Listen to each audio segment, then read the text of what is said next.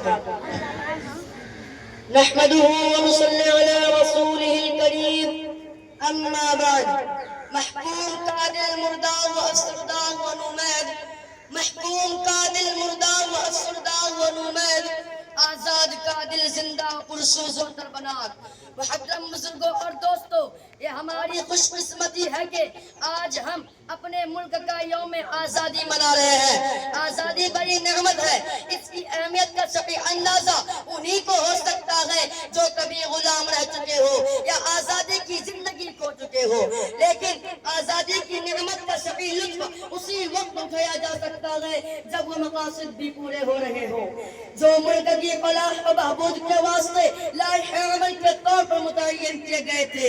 اگر کہیں پر ایسا ہو کہ آزادی کے اغراض و مقاصد کو بسے پشت ڈال کر آزادی کا دن منایا جا رہا ہو اور اس کی آمد پر خوشی و مسرت کیف و سرور کا اہتمام کیا جا رہا ہو تو ہم بجا طور سے یہ کہہ سکتے ہیں اور کہیں گے کہ یہ خوشی ادھوری اور یہ مسرت ناتمام ہے.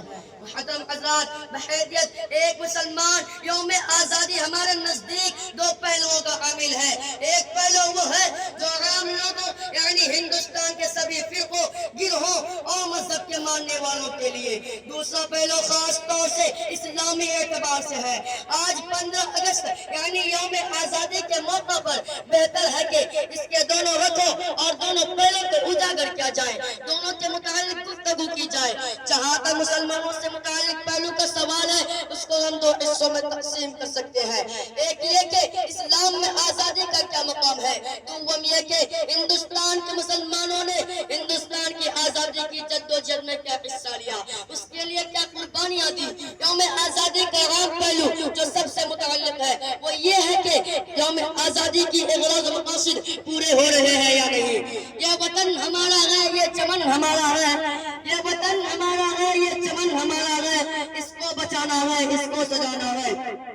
اسلام میں آزادی کا کیا مقام ہے اور اسلام آزادی کی زندگی کو غلامی پر کس قدر ترجیح دیتا ہے، اس کے جاننے کے لیے فقہ کی کتابوں کی مطالعہ کی ضرورت ہے جس میں اس موضوع سے متعلق مستقل ابواب قائم کیے گئے ہیں.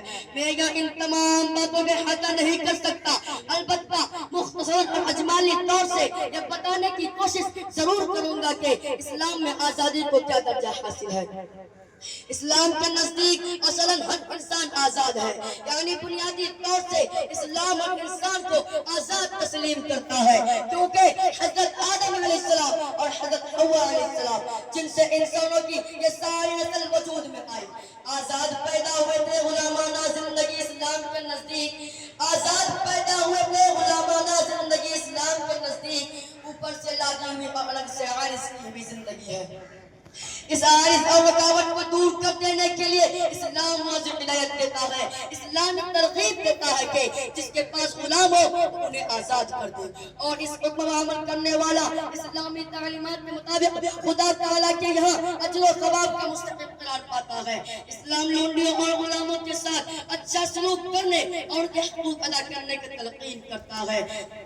آزادی کا پہلو اسلام میں اس قدر جاندار ہے کہ اگر کوئی ہنسی یا مذاق میں بھی اپنے غلام کو آزاد کرے تو اس کا مذاق بھی اسلام کے نزدیک حقیقت پر محمول کیا جائے گا اور غلام آزاد ہو جائے گا. اگر کوئی شرابی ٹرنڈے میں آ کر اپنے غلام کو آزاد کر دے تو اس کا بھی اعتبار کیا جائے گا.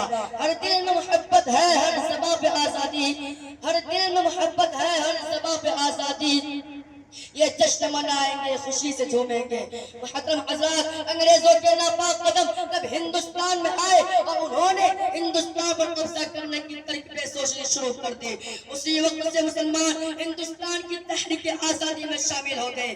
بلکہ حقیقت یہ ہے کہ جنگ آزادی کی قیادت ان علماء نے کی جو ایک طرف رات کی تاریکوں میں زاہد شب بیدار تھے تو دوسری طرف دن کے اجالے میں غازی اور مجاہد اسلامی شاملی کا میدان ہو یا ریشمی رومال یا تحریک پلاسی کی جنگ ہو یا سرنگا پٹم کی وادیاں یا تحریک حریت کا کوئی اور علاقہ ہو، ہر جگہ مسلمان حریت پسندوں کے عظیم الشان کارنامے تاریخ کی صفحات کا ایک سلسلہ عنوان ہے.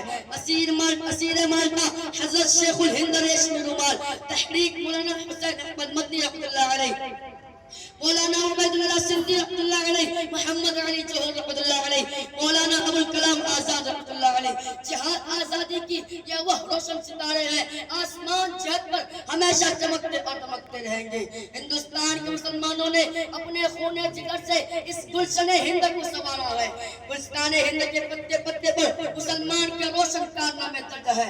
پتا پتا بوٹا بوٹا حال ہمارا جانے ہے، پتا پتا بوٹا بوٹا حال ہمارا جانے ہے، جانے نہ جانے گل ہی نہ جانے باغ تو سارا جانے ہے۔ مقدم اللہ یوم آزادی کا دوسرا پہلو جو میں نے بتایا تھا وہ عام ہندوستانیوں سے متعلق ہے، وہ ہندو ہو یا مسلم، سکھ ہو یا عیسائی یا کسی اور مذہب کے ماننے والا ہندوستانی ہو، حقیقت یہ ہے کہ یوم آزادی ہمارے لیے یوم احتساب ہے۔ آج کے دن ہمیں سوچنا چاہیے کہ ہمارے بڑوں نے آزادی جنگ لڑنے کے لیے جو خواب دیکھا تھا وہ پورا ہو رہا ہے یا نہیں۔